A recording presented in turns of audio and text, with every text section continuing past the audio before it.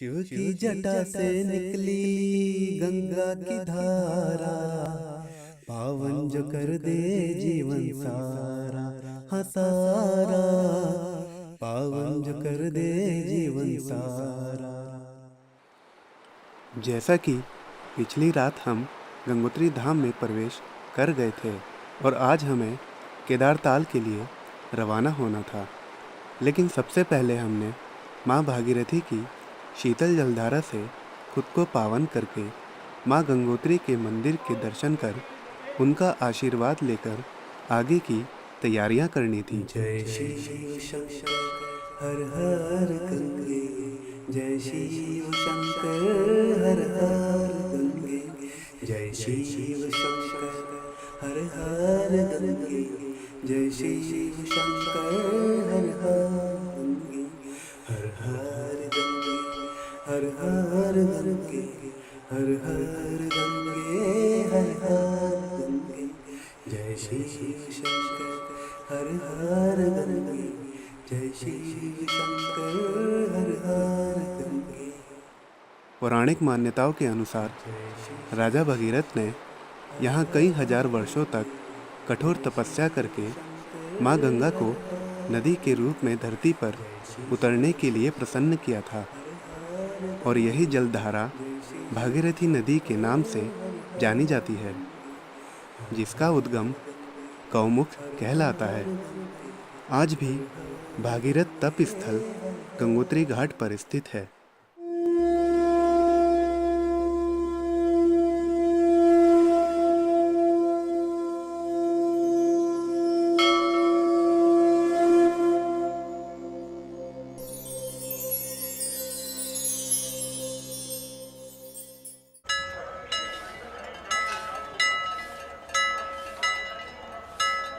गंगोत्री धाम की सुबह बड़ी ही सुहावनी लग रही थी। सुबह सुबह मंदिर में बज रहे घंटों की गूंज, साथ में शीतल जलधारा की हल्की हल्की आवाज़, ऊपर से सूर्यदेव अपनी सुनहरी किरणों की छटा से पूरी गंगोत्री घाटी को रोशन कर रहे थे।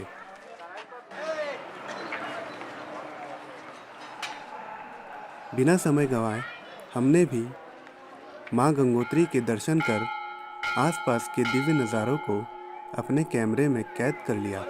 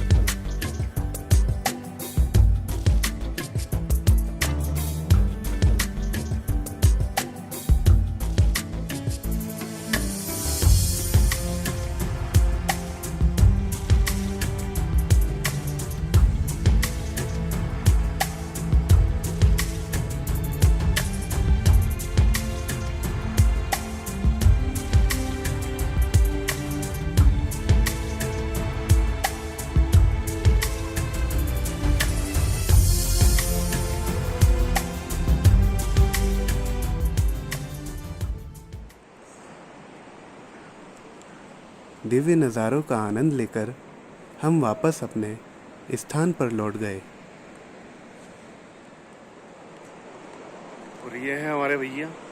हेलो भैया, क्या हाल है भैया? ठीक हो भैया? अच्छा लग रहा है गंगोत्री में आपको? चलो भैया थोड़ा आगे।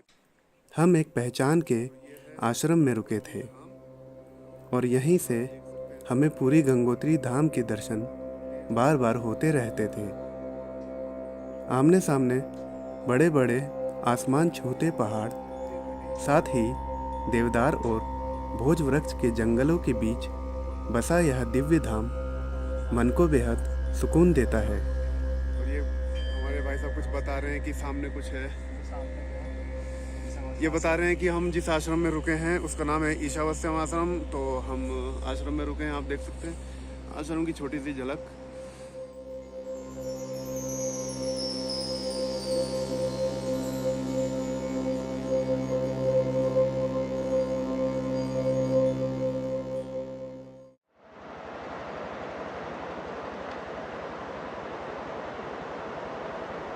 अब हमारी मुलाकात संतोष गाइड से होनी थी,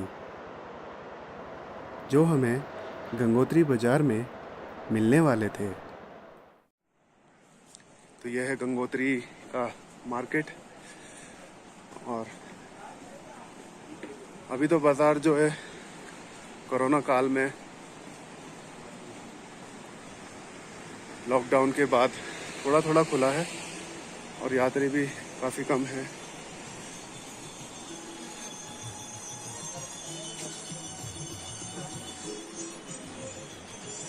ये देखिए लगभग दुकानें बंद हैं, मगर कुछ होटल्स और रेस्टोरेंट खुले हैं।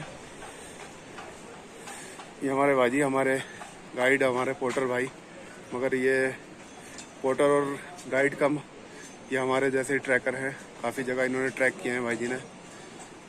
तो अब यहाँ नाश्ता किया जाएगा। भाई जी यही करना है ना? चलो फिर आओ भाई साहब।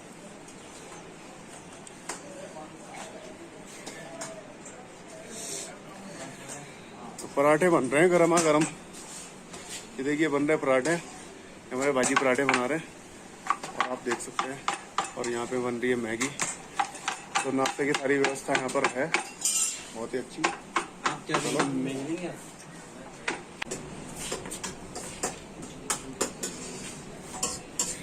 और गर्मा गर्म चाय भी तैयार हो रही है। आप आ चुके हो एक बहुत बढ़िया लोकेशन में, यहाँ से आपको नज़ारा दिखाएंगे।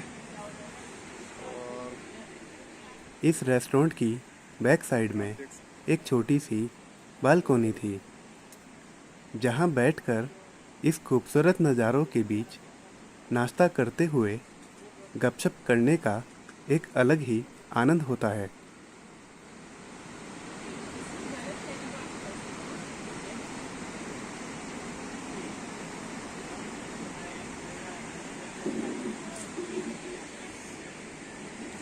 तो बहुत ही खुश है आज स्वास्तिक नोटियाल जी, और खुशी है इनको केदारताल जाने की। गंगोत्री में आकर इन्हें बहुत अच्छा लगा है। और ऊंचे लोग ऊंची पसंद। जय हो माणिक चंद।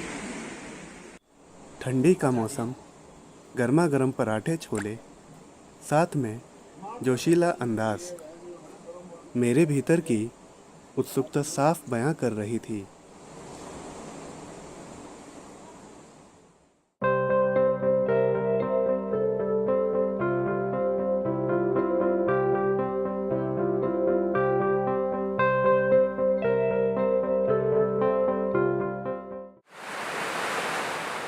सूर्यकुंड के बारे में कहा जाता है कि राजा भगीरथ ने इसी स्थान पर सूर्यदेव को जल अर्पित किया था।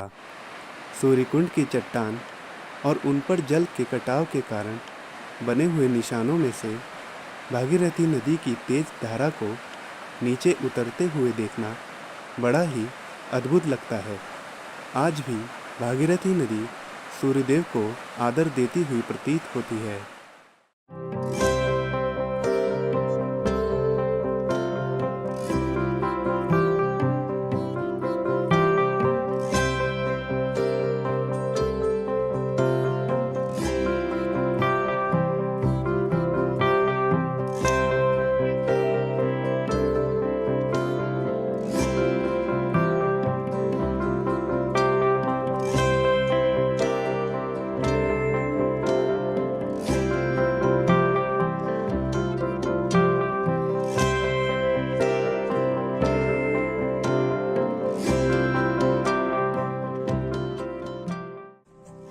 गौरी कुंड के दर्शन करने के बाद हम आश्रम में वापस लौट चले। सूर्य कुंड और गौरी कुंड आसपास की दूरी पर हैं। कहा जाता है जब गंगा जी धरती पर बड़े वेग के साथ उतरी, तब शिवजी ने उन्हें अपनी जटाओं में बांध लिया था और अपनी एक जटा यहीं गौरी कुंड में खोली थी, जिससे गंगा जी आसानी से धरती पर उतरी।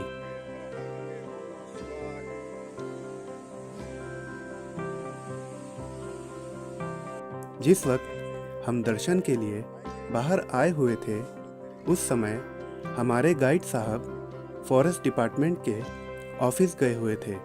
वहीं से हमें ट्रैक पर जाने की परमिशन लेनी थी। बालू, सोनी, ये हमारा बालू और ये बालू अपने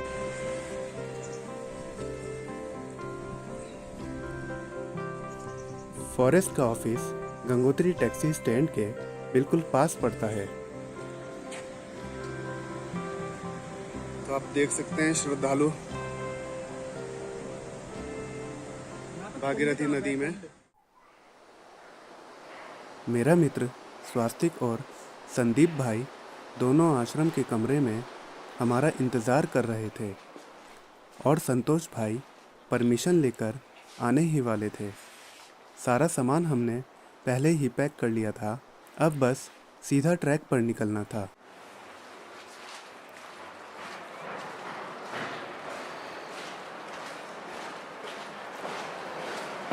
चले चलो चलो।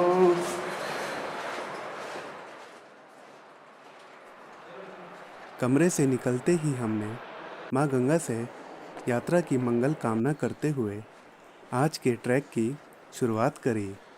प्रणाम महाराज जी।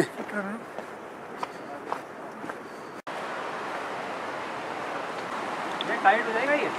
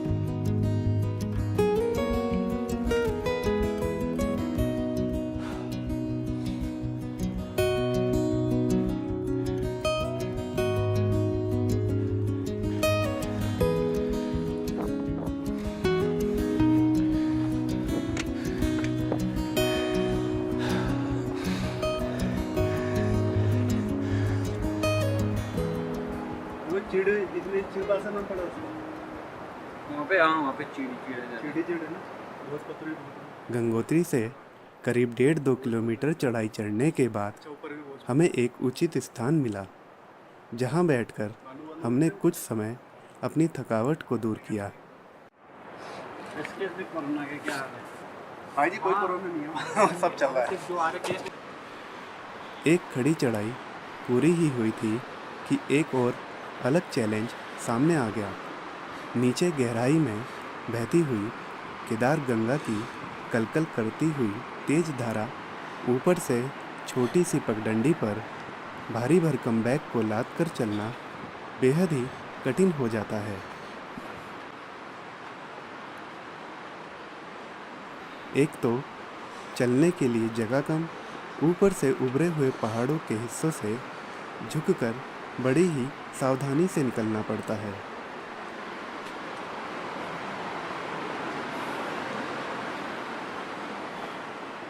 मैंने अपने मित्र को आगे चलने के लिए कहा, क्योंकि वह पहली बार मेरे साथ ट्रैक पर आए थे और मैं नहीं चाहता था कि उन्हें पीछे रहकर किसी मुश्किल का सामना करना पड़े। वैसे तो सबसे आगे हमारे गाइड और पोर्टर भाई चल रहे थे, जिन्हें पहले ही पहुंचकर हमारे रहने की सारी व्यवस्था करनी थी।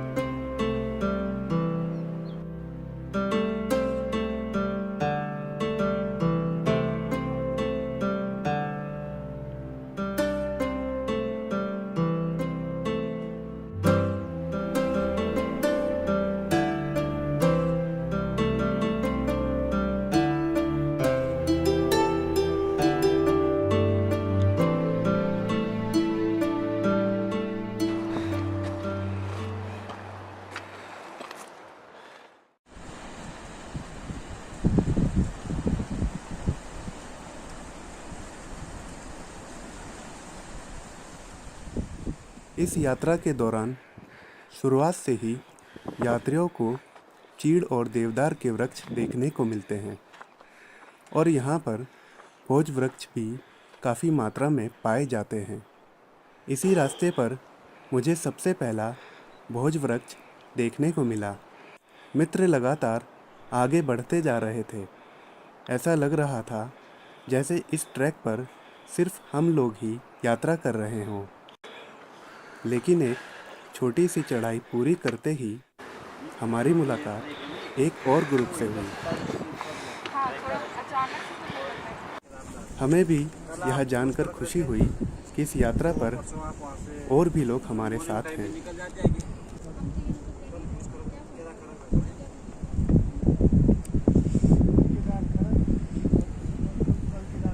इस स्थान पर बैठकर हमारे गाइड और पोर्टर ठंडी हवाओं और लहराते हुए चीड़ देवदार के वृक्षों के बीच प्रकृति के सौंदर्य का आनंद उठाते हुए इस ग्रुप मेंबर्स के साथ गुफ्तगू में व्यस्त थे।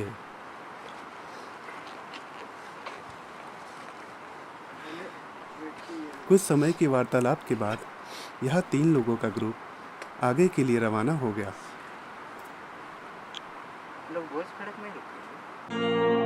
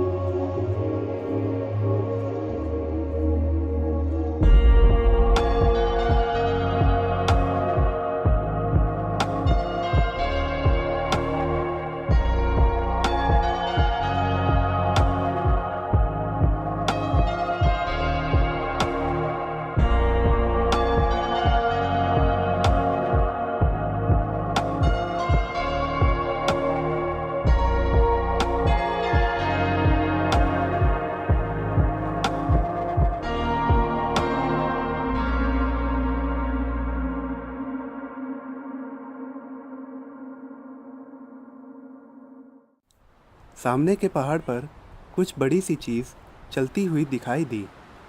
मैं यही बात मित्र से कह रहा था। नदी का शोर ज़्यादा था, शायद उन तक मेरी बात पहुंच नहीं पाई और मैं आगे बढ़ चला।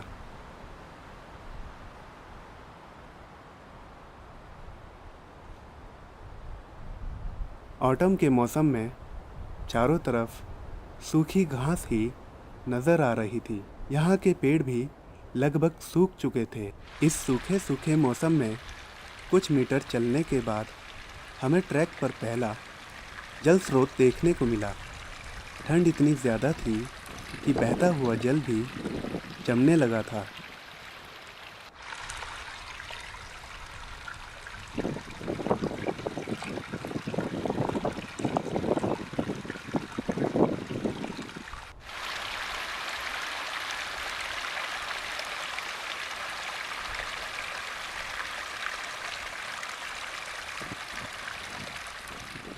इस बहती जलधारा के स्वर को सुनकर मन बेहद निर्मल और शांत हो चला था। यह जल शायद ऊपर के जमे किसी ग्लेशियर से पिघलकर नीचे की तरफ आ रहा होगा। समय रहते हमने भी अपनी खाली बोतलों को जल से भर लिया और आगे के लिए रवाना हो गए।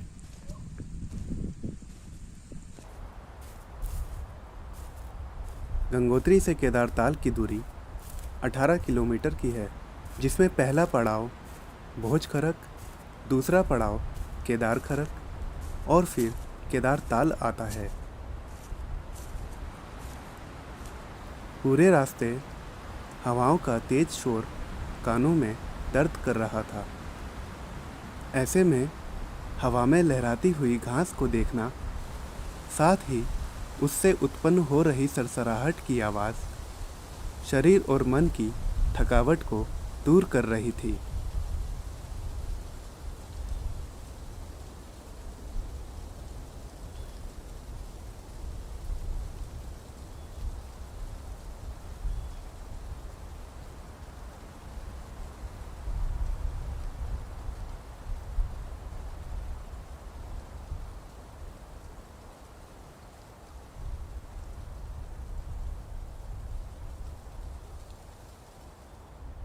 धूप और छाँव का खेल लगातार बना हुआ था और अब हमें इस चट्टान को पार करना था। वास्तव में इस चट्टान को पार करना आसान नहीं था, लेकिन मित्र अपनी कोशिश में जुट गए।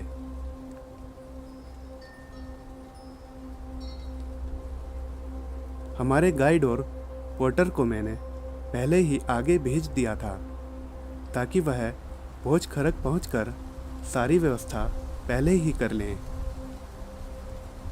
इस यात्रा पर जाने के लिए सबसे सही समय जून से अक्टूबर के बीच का होता है। उस समय इस ट्रैक पर अलग अलग जगह से काफ़ी लोग आते जाते रहते हैं। साथ ही व्यवस्था भी सुचारू रूप से संचालित रहती है।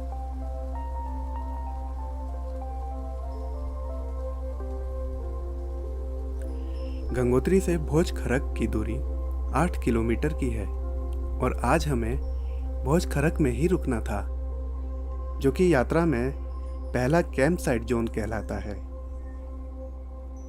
जैसे तैसे मित्र इस चट्टान को पार कर गए। अब मैं नीचे से ऊपर की तरफ आ रहा था।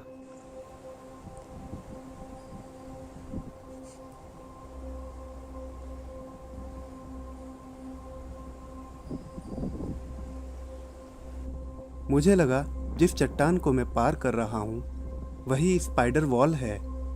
मैंने एक हाथ में कैमरा पकड़ा हुआ था और दूसरा हाथ खाली था। ऊपर चढ़ते समय मेरी हथेली चट्टान पर पड़ गई। मैं बयां नहीं कर सकता कि वह चट्टान कितनी ठंडी थी, जिसका एहसास मुझे बाद में जाकर हुआ। ऊपर से बैग की स्ट्रैप लूज होने के कारण बैग का झुकाव एक तरफा चला गया, जिससे मेरी इंजरी वाली शोल्डर पर बेहद दबाव पड़ रहा था।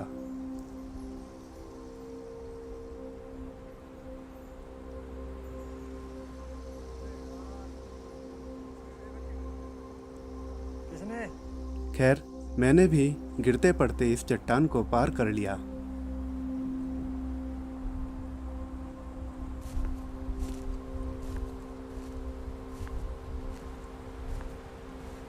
कुछ कदम आगे चलने के बाद हमें दिव्य पर्वत थलय सागर की चोटी के दर्शन हुए। थलय सागर की चोटी को देख मन की उत्सुकता और प्रबल हो गई, जो हमें आगे बढ़ते रहने की प्रेरणा दे रही थी।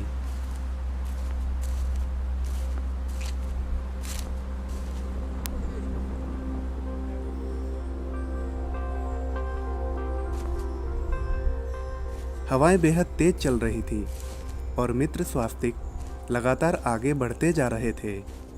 मुझे खुशी थी कि हमारे गाइड मित्र के आसपास की दूरी पर ही चल रहे थे। पीछे से मैं हाथ में मोबाइल को पकड़े वीडियो बनाते आ रहा था।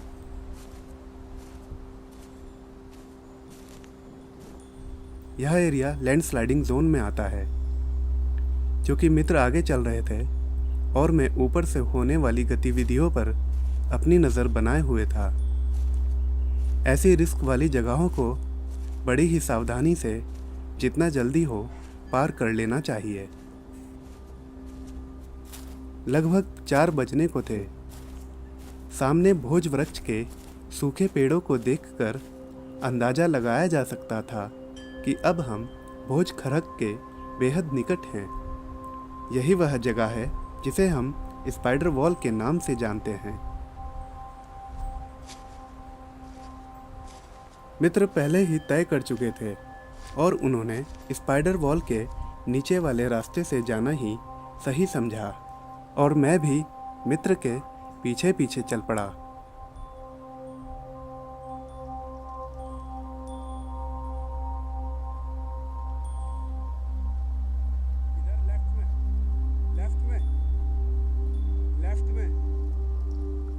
जैसे तैसे गाइड की सपोर्ट से मित्र ऊपर चढ़ गए और मैंने नीचे से ही अपना भारी भरकम बैग भी गाइड साहब को थमा दिया।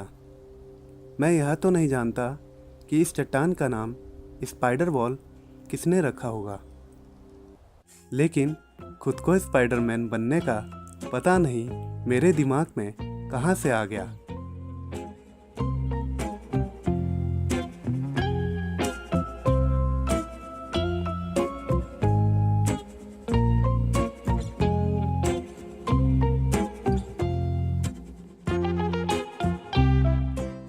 खैर, इस तरह के पंगों में पड़ने की मेरी पुरानी आदत रही है। इसी एवज में आके मैं भी इस चट्टान पर चढ़ ही गया।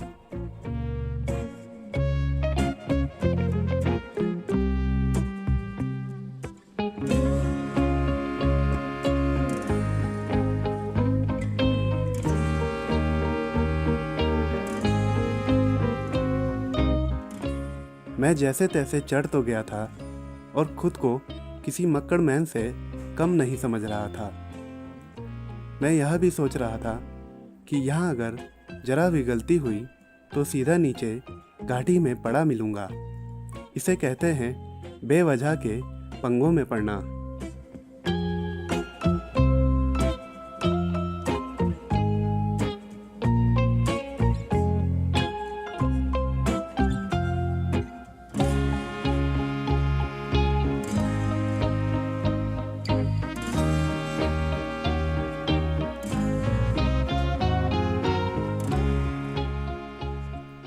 आखिर में मुझे अपने गाइड की सहायता लेनी ही पड़ी और उन्होंने मुझे सावधानीपूर्वक नीचे उतार दिया।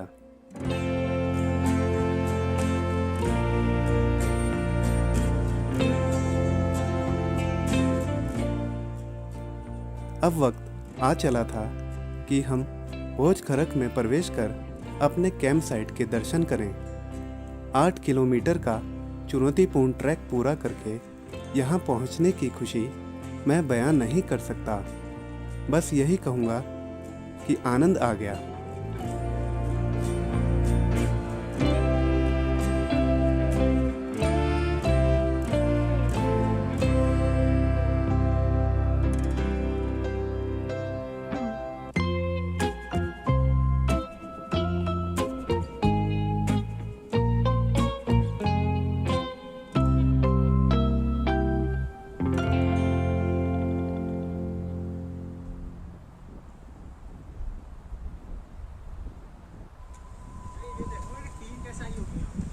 हाँ? जहाँ इंसान पहुँच गया वहाँ सब कुछ पहुँच गया। हमने सुबह गंगोत्री से जो नाश्ता किया था, तब से अब तक हमारे पेट में सिर्फ पानी ही गया था। अब यहाँ पहुँचकर पेट में कूद रहे चूहों को शांत करने के लिए गर्मा गर्म मैगी और थोड़ी देर बाद एक स्ट्रॉन्ग कॉफ़ी से अच्छा कुछ हो ही नहीं सकता था।